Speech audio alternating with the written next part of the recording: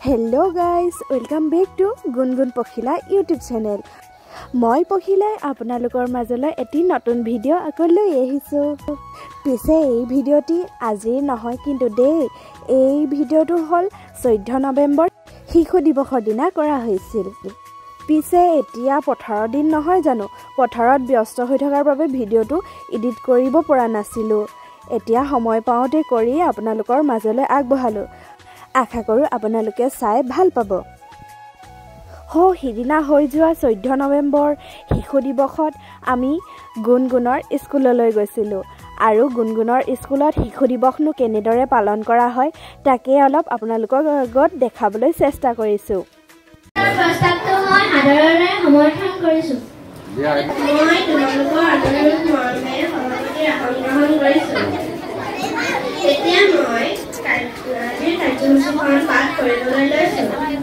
1 নম্বৰতে আছে সভাপতিৰ আসন গ্ৰহণ, 2 নম্বৰতে আছে পাৰিজাত গীত পৰিৱেশন, 3 নম্বৰতে আছে সভাৰ উদ্দেশ্য ব্যাখ্যা, 4 নম্বৰতে আছে পণ্ডিত জৱাহৰলাল নেহৰু দেৱৰ প্ৰতিচ্ছবি মূৰ্তি প্ৰজ্বলন আৰু পুষ্পাঞ্জলি অৰ্পণ, 5 নম্বৰতে আছে ছাত্ৰ ছাত্ৰীসকলৰ দ্বাৰা প্ৰস্তুত কৰা প্ৰাচীৰ পত্ৰিকা অকণি পাৰিজাত উন্মোচন চিৰিজত দীপেন বৰুৱা গল্পকাৰ সাহিত্যক সমাজ সচেতক বগৰীটিক নাম, 6 নম্বৰতে আছে বিচিত্ৰ অনুষ্ঠান, 7 নম্বৰতে আছে জৱাহৰলাল নেহৰু কথাৰ, 8 নম্বৰতে আছে সভাপতিৰ মন্তব্য, 9 নম্বৰতে আছে সভাভংগ। ইতিমধ্যে সভাপতিৰ আসন গ্ৰহণ হৈ গৈছে। এতিয়া আছে পাৰিজাত গীত পৰিৱেশন। 1 2 3 start. Parijat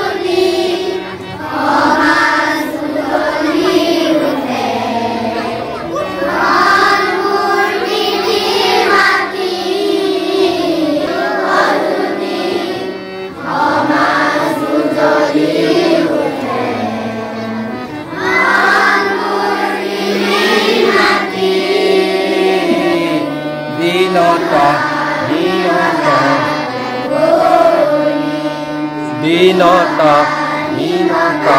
Kategori Aho kere adiyani Akbahi Aho kere adiyani Akbahi Rasuani Jnana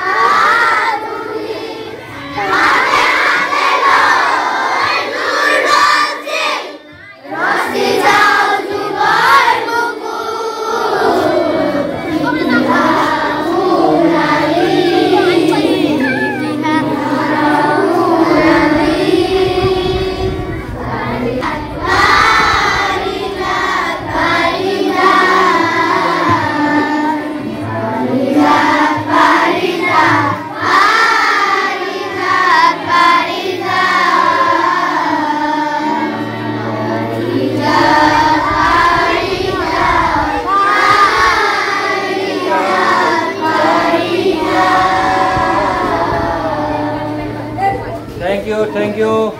এতিয়া মই সভাৰ উদ্দেশ্য ব্যাখ্যা কৰিবলৈ অভিনৱ আৰোহণ নামটি প্ৰচাৰ কৰিছোঁ।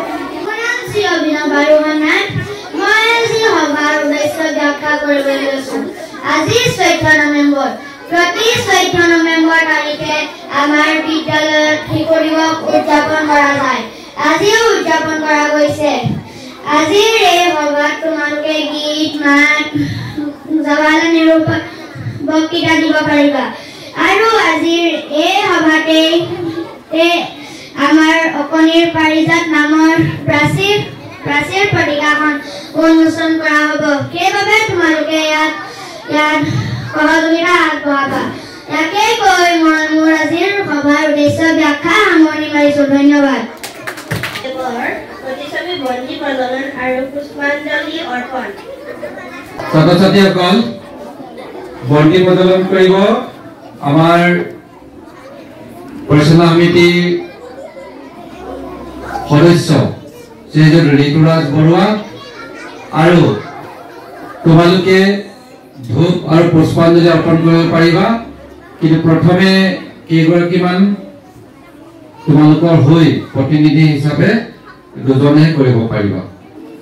প্ৰথমে পাছত কৰিব। এতিয়া এগৰাকী ছাত্ৰী এগৰাকী ছাত্ৰ। এতিয়া আমাৰ প্ৰধান সেৱক কোন আছিল? বৰ্ণজ্যোতি আহিবা। নেক্সট ছোৱালীৰ হৈ প্ৰথম শ্ৰেণীৰ চেমনফা।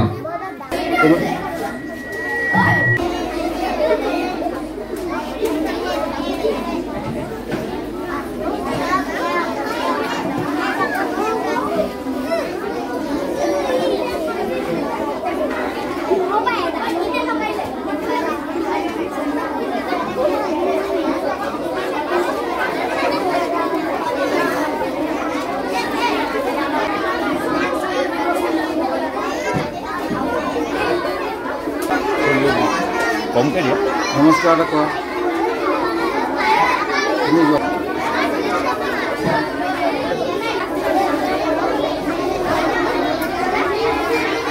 ছাত্ৰ ছাত্ৰীসকল এতিয়া শুনা দুটামান কুইজ আমি সুধিব বিচাৰিছো।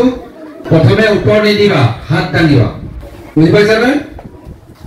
আৰু কুইজ সুধিবৰ কাৰণে কোন আছে ৰেডি?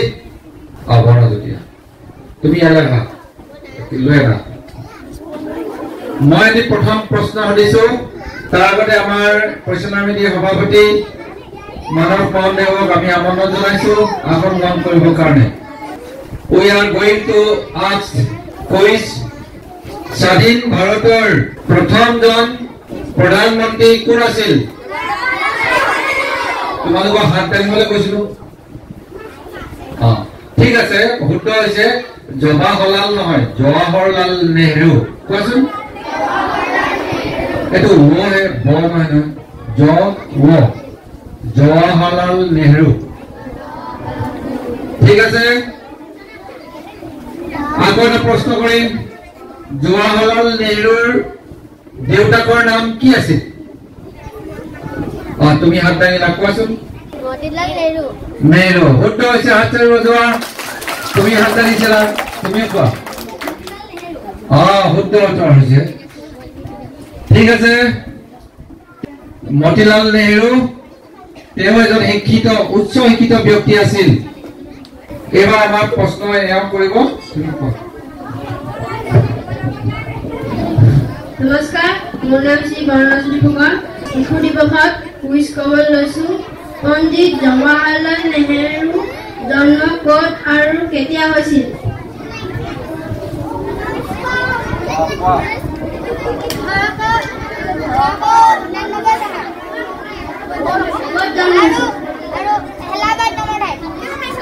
শুদ্ধ হৈছে। পণ্ডিত জৱাহৰলাল নেহৰুৰ মাতৃৰ নাম কি? শুদ্ধ হৈছে। কোন চনত পণ্ডিত জৱাহৰলাল নেহৰুৱে ভাৰত ৰত্ন সন্মান লাভ কৰিছিল? শুদ্ধ হৈছে। 1955 চনত। জৱাহৰলাল নেহৰু বিশ্ববিদ্যালয় কোন চনত স্থাপিত হৈছিল? 1969 চনত। ধন্যবাদ। তেতিয়া জৱাহৰলাল নেহৰু তথা শিশু দিৱসৰ ওপৰত বক্তব্য ছাত্ৰ ছাত্ৰীসকল প্ৰথমে তোমালোকৰ ফালৰ পৰা বক্তৃতা প্ৰদান কৰিবা জৱাহৰলাল নেহৰু ভাৰতৰ স্বাধীনতা আন্দোলনৰ এজন অন্যতম নেতা আছিল ভাৰতৰ স্বাধীনতা আন্দোলনক গঢ়ি ধৰিছিল মহাত্মা গান্ধীৰ লগতে জৱাহৰলাল নেহৰু বল্লভভাই পেটেল সুভাষ বসু ইত্যাদি বহু নেতাই যিসকলে এই আন্দোলনটোৰ অহিংস নীতিৰে পৰিচালনা কৰিছিল তাৰোপৰি অসমৰ গোপীনাথ বৰদলৈ নবীন চন্দ্ৰ বৰদলৈ তৰুণৰাম ফুকন আমাৰ শ্বহীদ হৈছিল কুশল কোঁৱৰ কনকলতা বৰুৱা এইসকল ব্যক্তি আছে যেতিয়া ভাৰতবৰ্ষ স্বাধীন হল তেতিয়া এখন চৰকাৰ গঠন হল সেই চৰকাৰৰ প্ৰধানমন্ত্ৰী হিচাপে জৱাহৰলাল নেহৰুক নিৰ্বাচিত কৰিলে আৰু জৱাহৰলাল নেহৰুৰ অশেষ কষ্টৰ ফলত ভাৰতবৰ্ষৰ সেই সময়ত ভাৰতবৰ্ষখন কোনো শান্তিত নাছিল সকলো ফালে বিশৃংখল আছিল সকলো ফালে পিছপৰা আছিল বিজ্ঞান খেতি কৃষি অন্যান্য শিক্ষা চিকিৎসা সকলো ফালে দৰিদ্ৰ আছিল এই সকলোবিলাক উন্নতিৰ কাৰণে পৰিকল্পনা গ্ৰহণ কৰি অশেষ কষ্টৰে কাম কৰিছিল তেওঁ কেৱল ৰাজনীতিজ্ঞই নাছিল প্ৰধানমন্ত্ৰীয়ে নাছিল তেওঁ এজন পণ্ডিত আছিল জ্ঞানী তেওঁ বহু কেইখন গ্ৰন্থ লিখিছিল তেওঁ ইণ্টাৰেষ্টিং কি হ'লা তেওঁ জেলত থাকোঁতে জীয়েক একমাত্ৰ জীয়েক ইন্দিৰা গান্ধী তেতিয়া ইন্দিৰা নেহৰু তেতিয়া সৰু তাইলৈ এখন চিঠি লিখিছিল এখন নহয় কেইবাখনো চিঠি লিখিছিল চিঠিত বিভিন্ন পৃথিৱীৰ বিভিন্ন কথা জানিবলগীয়া জ্ঞানৰ শিক্ষাৰ কথা সন্নিবিষ্ট কৰি চিঠি দিছিল আৰু সেইখনেই শেষত গৈ এখন কিতাপ আকাৰে প্ৰকাশ কৰিছিল সেইখনেই জীয়েকলৈ দিয়া দেউতাকৰ চিঠি সেইখন তোমালোকে পঢ়িবা গতিকে জৱাহৰলাল নেহৰু কেৱল ৰাজনীতিজ্ঞই নাছিল তেওঁ এজন সুলেখক সাহিত্যিক পণ্ডিত দাৰ্শনিক ব্যক্তি আছিল তাৰোপৰি তেওঁ শিশুসকলক অনেক ভাল পাইছিল অশেষ ভাল পাইছিল শিশুসকলৰ কাৰণে চিন্তা কৰিছিল চৰকাৰে বিভিন্ন কাৰ্যসূচী লৈছিল শিক্ষাৰ কাৰণে কাম কৰিছিল শিশুৰ কাৰণে আৰু শেষত তেওঁৰ জন্মদিনটো যেতিয়া ৰাইজে পাতিবলৈ ল'লে তেতিয়া তেওঁ ক'লে যে মোৰ জন্মদিনটো শিশুৰ দিৱস হিচাপে পালন কৰা আৰু সেইবাবে শিশু দিৱস হিচাপে আজিও পালন কৰি অহা হৈছে বুজি পাইছানে সেইকাৰণে জৱাহৰলাল নেহৰুৰ ওপৰত তোমালোকে সৰু সৰু গ্ৰন্থ আছে তোমালোকৰ কাৰণে সেইবিলাক পঢ়িবা পঢ়ি তেওঁৰ বিষয়ে জানিব লাগিব মই ইয়াকে কৈ মোৰ বক্তব্য সামৰিছো ধন্যবাদ এতিয়া আছে বিচিত্ৰ অনুষ্ঠান মই গুণগুণ ফুকনক এটি গীত গাবলৈ আমন্ত্ৰণ জনালোঁ নমস্কাৰ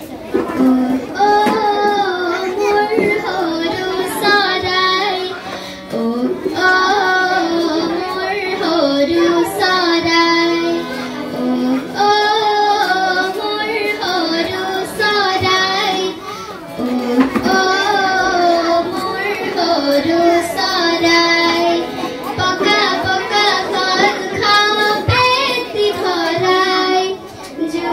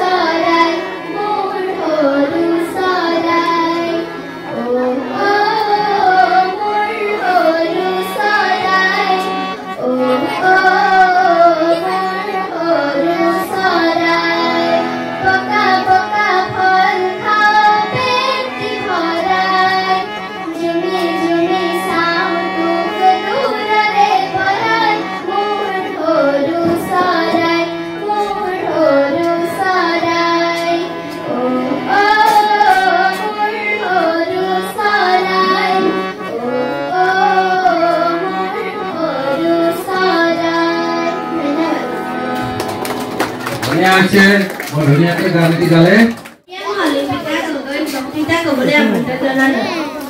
সভাপতি মহোদয় শ্ৰদ্ধাৰ শিক্ষাগুৰুসকল মৰমৰ ভণ্টি ভাইটিসকল আৰু মোৰ বন্ধু বান্ধৱীসকল পোনপ্ৰথমে সকলোকে শিশু দিৱসৰ বহুত শুভকামনা জনালোঁ। আজি মই শিশু দিৱসৰ উপলক্ষে চমু বক্তব্য লৈ আহিছোঁ। ভুল হ'লে ক্ষমা কৰিব। আজি হৈছে শিশু দিৱস। আমি প্ৰতি বছৰে 14 নৱেম্বৰ দিনা শিশু দিৱস উদযাপন কৰোঁ। 14 নৱেম্বৰটো হ'ল স্বাধীন ভাৰতৰ প্ৰথম প্ৰধানমন্ত্ৰী পণ্ডিত জৱাহৰলাল নেহৰুৰ জন্মদিন। পণ্ডিত জৱাহৰলাল নেহৰুৰ 1889 চনৰ 14 নৱেম্বৰ তাৰিখে এলাহাবাদত জন্ম হৈছিল। তেখেতৰ পিতৃৰ নাম আছিল মতিলাল নেহৰু আৰু মাতৃৰ নাম আছিল স্বৰূপৰাণী নেহৰু। পণ্ডিত জৱাহৰলাল নেহৰু এগৰাকী মহান স্বাধীনতা সংগ্ৰামী তথা ৰাজনৈতিক নেতা আছিল। পণ্ডিত জৱাহৰলাল নেহৰু জীৱনৰ আটাইতকৈ দিশটো হ'ল শিশুৰ প্ৰতি তেখেতৰ বহুত মৰম আৰু ভালপোৱা। শিশুৰ প্ৰতি থকা তেখেতৰ মৰম আৰু যত্নৰ কাৰণে তেখেতৰ জন্মদিনটো সমগ্ৰ ভাৰতবৰ্ষত শিশু দিৱস হিচাপে উদযাপন কৰা হয়। পণ্ডিত জৱাহৰলাল নেহৰু শিশুক ইমানেই মৰম কৰিছিল যে তেখেতক আমি সকলোৱে নেহৰু খুৰা বুলিও কওঁ। নেহৰু খুৰাৰ মতে শিশুসকল হ'ল বাগিচাৰ ফুলৰ কলিৰ নিচিনা। সেয়েহে শিশুসকলক বহুত মৰম আৰু যত্ন ল'ব লাগে। আমাৰ এই মৰমৰ নেহৰু খুৰাই আমাক সকলোকে কন্দুৱাই 1964 চনৰ 27 মাৰ্চ তাৰিখে মৃত্যুবৰণ কৰে। শিশু দিৱস হ'ল আমাৰ শিশুসকলৰ কাৰণে এটা অতি আনন্দৰ দিন। সেইদিনা সকলো বিদ্যালয়তে শিশুসকলৰ মাজত নানা ধৰণৰ প্ৰতিযোগিতা পতা হয় আৰু শিশুসকলক মিঠাই কাৰ্ড খেলনা আদি উপহাৰ কৰা হয়। শেষত এটা কথা ক'ব বিচাৰোঁ যে শিশু দিৱসৰ উদযাপনৰ উদ্দেশ্য তেতিয়াহে সফল যেতিয়া প্ৰতিগৰাকী শিশুৱে শিক্ষাৰ অধিকাৰৰ লগতে শিশুৰ আন অধিকাৰসমূহ লাভ কৰিব। তদুপৰি শিশু শ্ৰমিক নিবাৰণৰ বাবে সকলোৱে গুৰুত্ব দিব লাগিব। শেষত সকলোকে পুনৰবাৰ শিশু দিৱসৰ বহুত শুভকামনা জনাই মই অলিম্পিকা গগৈ মোৰ বক্তব্য সামৰণি মাৰিছোঁ।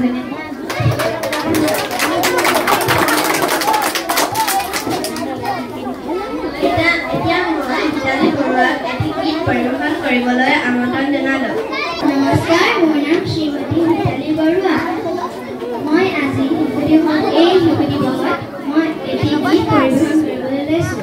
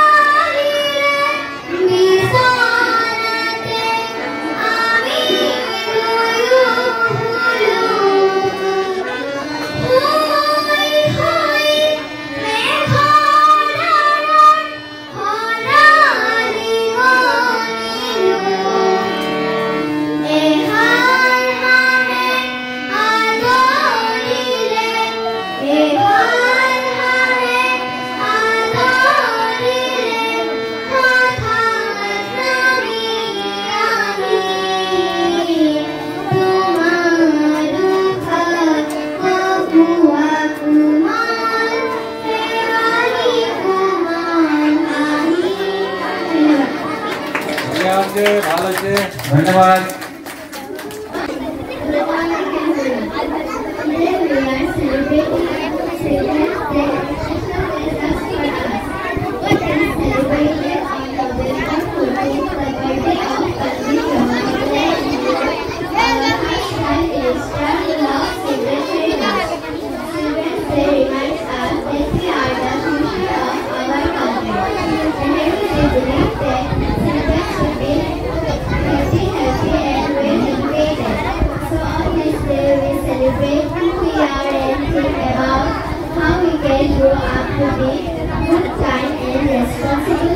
Let's enjoy today with fun activities and remember that we are important and we have the power to make the world a better place. Thank you and happy Children's Day.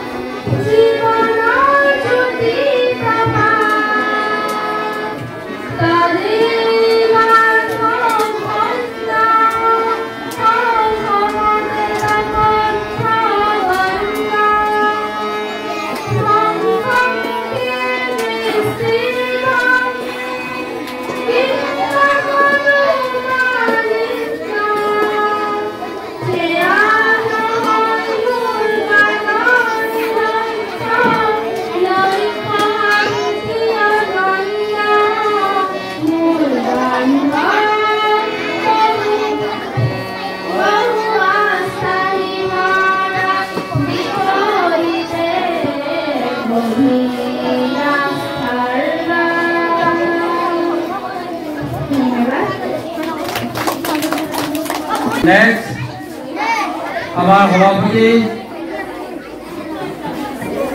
Miss Rajlakshmi Devi, Theo Jawaharlal Nehru Road, এটি বক্তৃতা প্রদান কৰিব।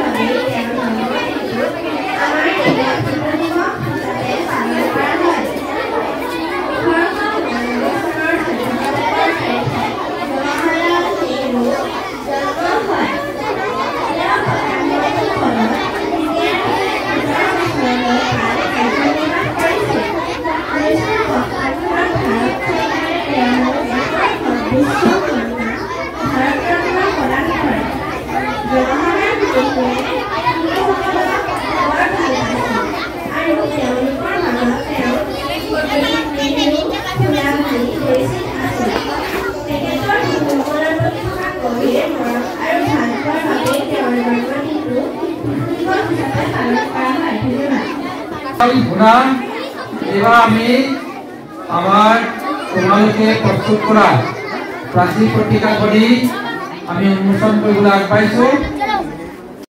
এয়া প্ৰাচীৰ পত্ৰিকা উন্মোচন কৰিবলৈ ধূপচাকি আৰু এইখনেই হ'ল প্ৰাচীৰ পত্ৰিকাখন। আজি তোমালোকৰ দ্বাৰা প্ৰস্তুত কৰা প্ৰাচীৰ পত্ৰিকা নামটো হৈছে অকণি পাৰিজাত। আমি প্ৰতি বছৰে প্ৰকাশ কৰোঁ। এই বছৰো এখনি প্ৰাচীৰ পত্ৰিকা তোমালোকে প্ৰস্তুত কৰি উলিয়াইছা। এইখনি সম্পাদিকা শ্ৰীমতী গুণগুণ ফুকন আৰু তেওঁৰ লগৰীয়াসকল আছে তেওঁৰ নাম ক'ব কোনে কোনে সহায় কৰিছে আৰু এখন উন্মোচন কৰিবৰ কাৰণে আমি আমন্ত্ৰণ জনাই আনিছোঁ আমাৰ স্থানীয় বগৰীটিং গাঁৱৰ নিবাসী সুলেখক গল্পকাৰ সমাজ সচেতক শ্ৰীযুত দীপেন বৰুৱাদেৱ সকলোৱে হাত চাপৰি এটা বজোৱা তেখেতে উন্মোচন কৰিব কিন্তু বন্তি গছই আমি এগৰাকী শিশুৰ দ্বাৰা প্ৰজ্বলন কৰিবলৈ তেখেতে অনুৰোধ জনাইছে আমাৰ হেমাংগ দিহিঙীয়া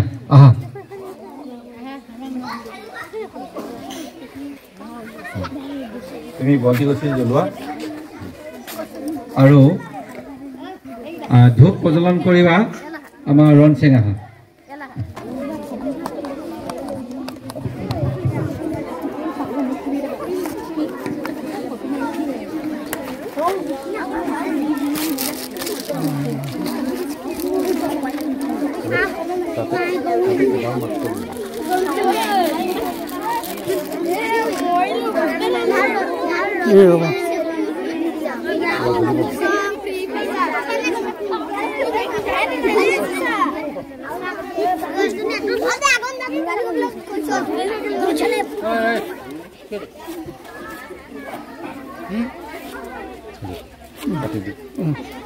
সিহঁতৰ অলপ পাচলি ডাঙৰখিনি পাচলি আছে সিহঁতি কেনেকৈ থিয় আছে চোৱা এতিয়া গুণগুণ ফুকন আহাচোন আৰু বাকী সহায় কৰা সকলো আহা এইফালে লাইন হোৱা এইফালে আহা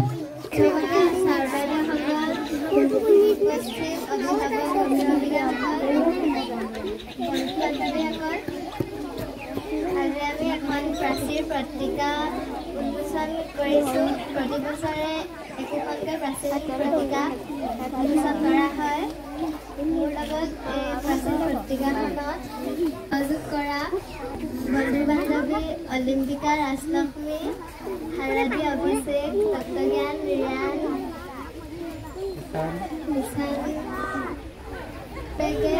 ধন্যবাদ জ্ঞাপন কৰিছোঁ ইয়াকে ক'ব চবু দুআষাৰ ইমানতে সামৰিছোঁ ঠিক আছে ধন্যবাদ এতিয়া আমি আমাৰ অতিথিদেৱক উন্মোচন কৰি একাষাৰ ক'বৰ কাৰণে অনুৰোধ জনাইছোঁ প্ৰথমতে এখনি গামোচাৰে তেখেতক সম্বৰ্ধনা জ্ঞাপন কৰিব বিচাৰিছোঁ সম্বৰ্ধনা জ্ঞাপন কৰিব আমাৰ বিদ্যালয়ৰ শিক্ষক ৰাজীৱ ৰাজকদেৱে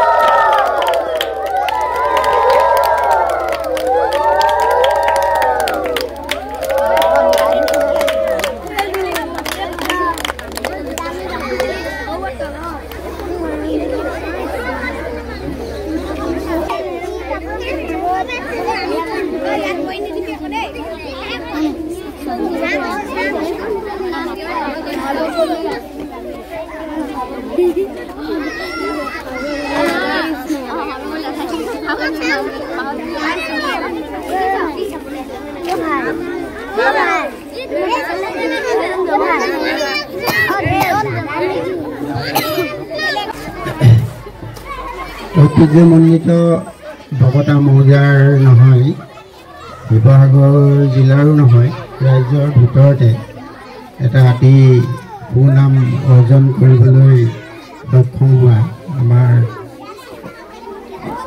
এই ভকতা পাৰিজাত প্ৰাথমিক বিদ্যালয় 2024 চনৰ শিশু দিৱস উপলক্ষে অকণি পাৰিজাত নামেৰে এখনি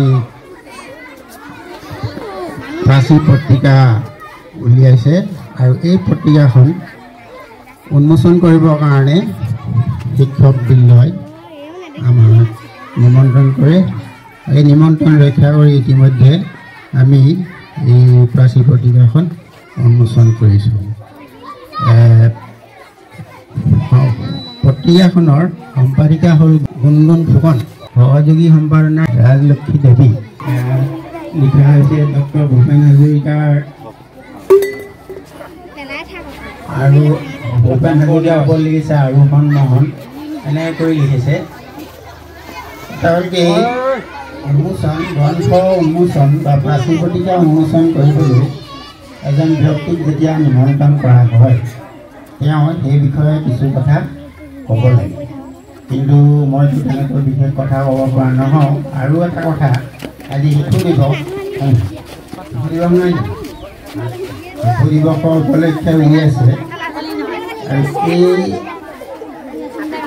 শিশু দিৱস 14 নৱেম্বৰ আৰু কিয় উদযাপন কৰা হয় ছাত্ৰ ছাত্ৰীসকলে জানি হয় নহয় হ'লেও এই প্ৰাচীন পত্ৰিকাৰ ওপৰত দুআষাৰ ক'বলৈ হ'লে কিবা এটা অন্তত হ'বই লাগিব যিহেতু শিশু দিৱসৰ দিনা এইখন উন্মোচন কৰা হৈছে আৰু শিশু দিৱসৰ লগত সংগতি ৰাখি এই দুআষাৰ মই ক'ম আৰু মোক ক'বলৈ মাতিছে এতিয়া তোমালোকক হয় নহয় ছাত্ৰ ছাত্ৰীসকলে শুনিব লাগিব আৰু তোমালোকৰ বিষয়ে ক'ম ছাৰ বাইদেউসকলৰ বিষয়ে মই ইমান ডাঙৰ কথা ক'ব নাজানো তেওঁলোকে সকলোৱে জানেই হয় নহয় এতিয়া তোমালোকে জানিবলৈ হ'ল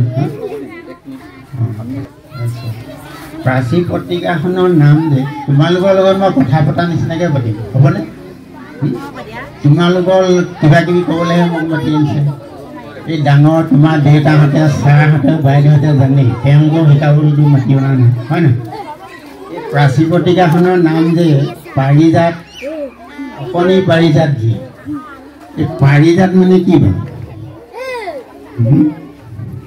পাৰিজাত কি বস্তু বাৰু এপাহ ফুল হয় নহয় এই ফুলপাহ ক'ত আছিলে সৰগত আছিল নন্দন বনত ফুলি আছে ফুল পাৰিজাত কৃষ্ণ গোসাঁই বহি আছে নেমেলি বাহাত হয় নহয় এই ডক্টৰ বেজবৰুৱা চিনেমাখনত এই গানটো আছে এই সৰগৰ পাৰিজাত নন্দন বন সৰগ কি সৰগ বোলা ধাৰণাটো কি য'ত দুখ ৰোগ জৰা মৃত্যু অভাৱ অনাটন অন্যায় অপ্ৰীতি একোৱেই নাথাকে সেইখনেই সৰগ আৰু সেইটোকে কল্পনা কৰি পাৰিজাত নাম দিয়া হয় এই অঞ্চলটো 70-80 বছৰ আগত পাৰিজাত নাম নাছিলে হয় নহয় পাৰিজাত স্কুল গঠন কৰি পাৰিজাত নাম দিলে আৰু সেই যিসকলে পাৰিজাত নাম দিছিলে তেওঁলোকে সেইটোৱে কল্পনা কৰিছিলে যে এই ঠাইডোখৰ ইয়াৰ মানুহ এই তেনেকুৱা সৰগৰ নিচিনা সুন্দৰ কৰি তোলক ঠাইখন মানুহখিনি তেনেকুৱা অন্যায় অপ্ৰীতি নথকা অসয়া অপ্ৰীতি নথকা সুন্দৰ মনৰ মানুহ আৰু সেইটো তোমালোকে হ'ব লাগিব সেইটো উদ্দেশ্য কৰিয়েই পত্ৰিকাখনৰ নামটো পাৰিজাত ৰখা হৈছে আৰু সেইটো কৰিবলৈ তোমালোকে তেনেকুৱা লিখা আৰম্ভ কৰিব লাগিব এতিয়া শিকিব লাগিব হয় নহয় তোমালোকে কথা পাতি থাকিলে মই নকওঁ তোমালোকক ক'বলৈ মোক মাতি আনিছে তোমালোকৰ ছাৰে গৈ ঘৰৰ পৰা লৈ আহিছে তেওঁলোকে জানেই শিক্ষক কৰা মানে তেওঁ কথা শিকিবলৈতো মোক মাতি অনা নাই তোমালোকক ক'বলৈহে মাতি আনি মনে মনে থাকিলেহে হ'ব কথা পাতি আছা যে তোমালোকে গতিকে এই লিখা অভ্যাসটো আনিব লাগিব শিকিব লাগিব এতিয়া তোমালোকে শিকিব লাগিব প্ৰথমে কোনো বিশেষ বাছ বিচাৰ কৰিবলগীয়া নাই সেইবোৰ ডাঙৰ মানুহৰ কথা প্ৰথমতে আঁকিবলৈ লিখিবলৈ শিকিব লাগিব হয় নহয় তাৰপিছত ডাঙৰ হ'লে নিজে নিজে জানিবা কেনেকুৱাবোৰ কথা লিখিব লাগে কোনবোৰ লিখিব নালাগে হয় নহয় তথাপিও অকণমান মই সেইবোৰ কৈ দিছোঁ বেছি সময় ক'ব নোৱাৰি ৰ'দো দিছে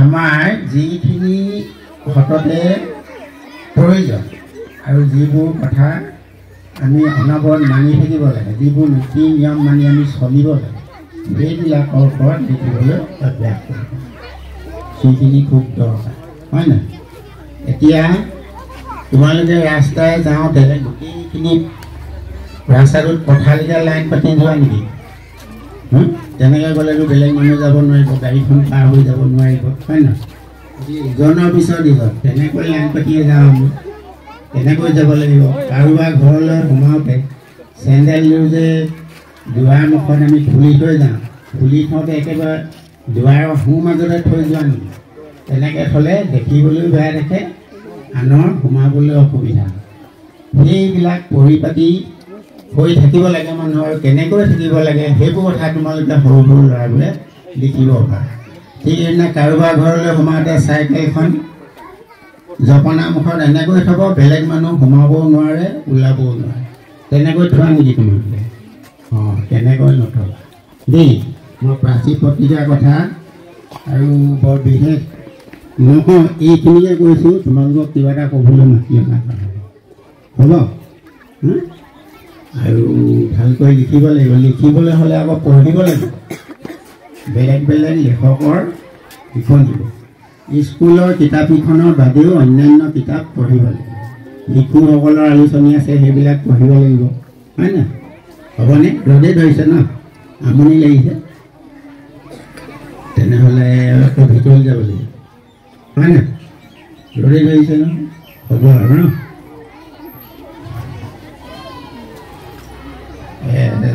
বিদ্যালয়ৰ ছাত্ৰ ছাত্ৰী শিক্ষকবৃন্দ অভিভাৱকবৃন্দ আৰু উপস্থিত ৰাইজ এইখনকে অকণ অকণ শিশুসকলক কৈ মই মোৰ বক্তব্যটো সামৰিব বিচাৰিছোঁ এটা প্ৰশ্ন তোমালোকক সোধোঁ দেই মাত্ৰ দুটা তাৰপৰা এই দিবা আৰু ৰ'দ খাব নালাগে আজি দিনটো কি শিশু দিৱস দিনটো কিয় পালন কাৰ হেৰিয়াত পালন কৰা হয় জৱাহৰলাল নেহৰু জন্মদিন হয় নাই 14 নৱেম্বৰ তেওঁ কেতিয়া জন্ম হৈছিল 14 নৱেম্বৰ আৰু মৃত্যু 64 চনৰ 27 মে হয় নাই এতিয়া এই 27 মে মাহটো হ'ল 5 নম্বৰ মাহ হয় নাই 5 মাহ 27 দিন আৰু এইফালে জন্ম হ'ল 14 নৱেম্বৰ মাহটো 11 নম্বৰ মাহ 11 মাহ 14 দিন এই মাহ আৰু দিনবোৰ বাদ দি কোনে কোনে 1964 চনত মৰিছে আৰু 1889 চনত জন্ম হৈছে তেওঁ কিমান বছৰ জীয়াই থাকিলে উলিয়াব পাৰিবা নাই তোমালোকে ডাঙৰ যিসকল 4ৰ্থ শ্ৰেণীত 5ম শ্ৰেণীত আছে উলিয়াব পাৰিব নি হয় নাই কিমান বছৰ জীয়াই থাকিলে কৈ কেতিয়াবা হিচাপ কৰি চাইছা নি কোনে কোনে কৰা মাহ দিন এইকেইটা বাদ দিয়ে সেইকেইটা বাদ দিলে সৰু সৰু ভগ্নাংশ লাগিব কোনে কোনে কৰিলে কিমান হ'ব কেতিয়াবা কৈছা নেকি কৈছা 74 বছৰ 5 মাহ 13 দিন ওলায় প্ৰাচী পত্ৰিকাখন উন্মোচন কৰাৰ পাছতে আৰু বিভিন্ন অনুষ্ঠান হয় কিন্তু আমি সিমান সময়লৈকে থাকিব নোৱাৰিলোঁ যিহেতু পাঠশাকুৰ ওচৰতে দা ধোৱা নামৰ ঠাইডোখৰত শিশু দিৱসৰ উপলক্ষে সংগীত আৰু নৃত্যৰ প্ৰতিযোগিতা হৈছিল আৰু গুণগুণক সেই প্ৰতিযোগিতাত অংশগ্ৰহণ কৰিবলৈ আমি নিম বুলি থিৰাং কৰিছিলোঁ সেইবাবে আমি সোনকালে গুচি আহিব লগা হ'ল এই ভিডিঅ'টিৰ যোগেদি গুণগুণহঁতৰ স্কুলৰ কণমানিসকলৰ মুখবোৰ এবাৰ এবাৰ দেখাই দিছোঁ দেই আপোনালোকে চাব তাহাঁতৰ মৰমীয়াল মুখবোৰ বাৰু আজিলৈ এই ভিডিঅ'টি ইয়াতে সামৰণি মাৰিছোঁ আকৌ এটি নতুন ভিডিঅ'ত লগ পোৱাৰ প্ৰতিশ্ৰুতিৰে আজিলৈ বাই